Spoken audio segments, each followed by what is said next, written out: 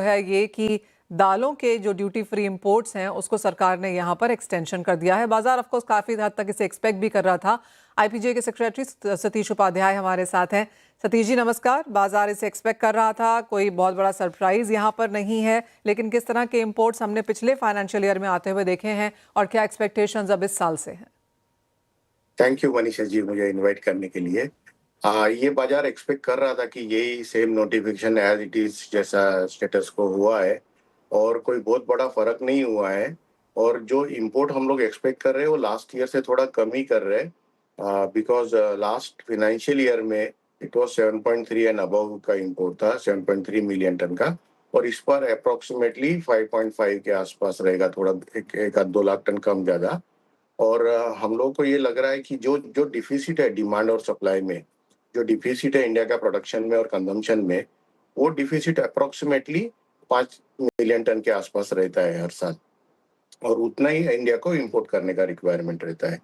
तो ये एक अच्छा स्टेप्स है और ये एक्सपेक्ट कर रहे थे बाजार। थोड़ा डिले जरूर हो गया बट ये और जल्दी अनाउंस हो जाता था एज इट इज ही था तो बाजार को थोड़ी और राहत हो जाती थी। थोड़ा बाजार में अनसर्टेनिटी और डिस्टर्बेंस कम होता था बिकॉज इंपोर्ट करते हैं तो उनके वेसल के वॉइस टाइम्स बहुत ज्यादा होते हैं। तो हमारा गवर्नमेंट को यही रिक्वेस्ट था कि आप जो भी आपके नोटिफिकेशन से जो भी आपको चेंजेस करने हैं वो वेल इन एडवांस बोलेंगे तो दोनों कंट्री के लिए, बाइंग के लिए, इंपोर्टर के लिए और एक्सपोर्टर के लिए भी कन्वीनियंस हो जाता है।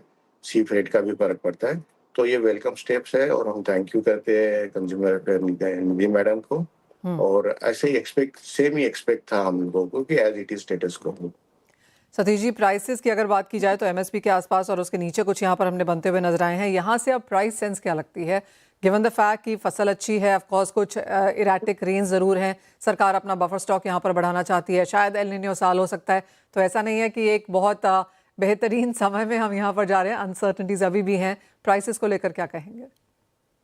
एज ऑफ नाउ तो सब स्मूथ चल रहा है, कंफर्टेबल पोजीशन है। लेकिन जैसा आपने कहा कि आगे जो पूरा बाजार का फोकस है वो अल नीनो पे है, प्लस ये अमेरिका इजराइल ईरान वॉर पर है, प्लस क्रूड के प्राइसेस बढ़ रहे हैं तो फ्रेट बढ़ रहा है, प्लस और इसको सबसे बड़ा इम्पैक्ट कर रहा है जो 5-7% का अभी अपन ने देखने को आया वो रुपी डिवैल्यू हुआ है।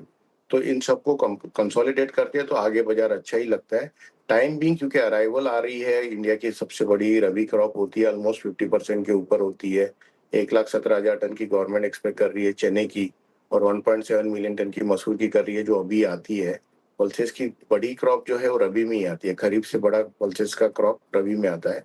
तो अभी अराइवल्स आ रहे हैं और गवर्नमेंट के लिए बहुत बड़ी अपॉर्चुनिटी है कि उनको अगर बफर बनाना है, आगे अनसर्टेनिटीज दिख रही है तो गवर्नमेंट ने अभी, क्योंकि दोनों भी कमोडिटीज जो बड़ी है वो चना और मसूर दोनों भी एमएसपी के ऑलमोस्ट 10% नीचे चल रही है।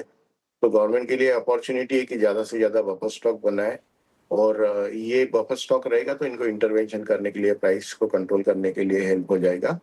बट टाइम बीइंग बाजारों पे थोड़ा प्रेशर है बिकॉज क्रॉप बड़ी है दोनों भी और गवर्नमेंट अभी तक प्रोक्यूरमेंट स्टार्ट नहीं करी है। तो टाइम बीइंग प्रेशर है और इंपोर्ट को इन्होंने एज इट इज रखा है तो उससे जो येलो पीस आना है वो येलो पीस आते रहेगा। और तुअर उड़द में कोई ऐसा एज ऑफ नाउ ऐसा कोई डिस्टर्बेंस है नहीं क्योंकि तुअर की क्रॉप अच्छी है, उड़द की थोड़ी कम है। लेकिन उड़द बर्मा के पास में काफी अच्छा है। तो ऐसा ओवरऑल अभी एज ऑन डेट तो पल्सेस के पॉइंट ऑफ व्यू से कुछ डिफिकल्टीज नहीं लगती है। Point taken. Satish Upadhyay ji as always बहुत शुक्रिया साथ जोड़ने के लिए। तो क्लियरली एज ऑफ नाउ चिंता की बात यहाँ पर नहीं है। सरकार का जो स्टेप आया है ड्यूटी फ्री इंपोर्ट्स को लेकर एक्सटेंड करने का, वो अनएक्सपेक्टेड लाइंस है, बट ओनली थिंग जैसे सतीश जी कह रहे थे बहुत लास्ट मिनट आया, 31 मार्च को ही आया, तो बहुत लास्ट मिनट होने की वजह से ऑफ कोर्स प्रोड्यूसिंग कंट्री और बाइंग कंट्री दोनों में थोड़ी सी असमंजस वाली स्थिति यहाँ पर बनी रही। लेकिन इसी के साथ